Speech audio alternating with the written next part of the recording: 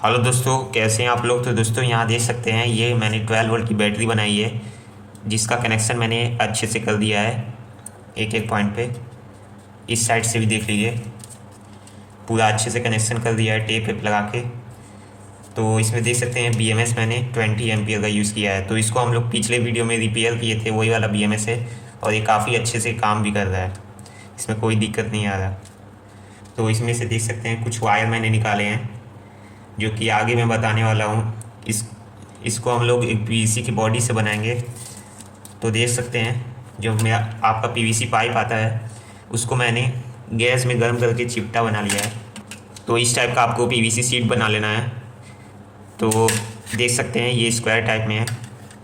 तो इस टाइप के आपको 4 चाहिए होंगे। ये रेक्टेंगुलर वाला PVC पाइप आपको 4 चाहिए और ये स्क्वायर टाइप का 2। तो इससे हम लोग बॉडी बनाएंगे इसका पूरा। तो चलिए वीडियो को स्टार्ट करते हैं। तो दोस्तों ये जो स्क्वायर टाइप का आपका PVC है, इसका डायमेंशन जो है ये 8 सेंटीमीटर बाय 8 सेंटीमीटर का है।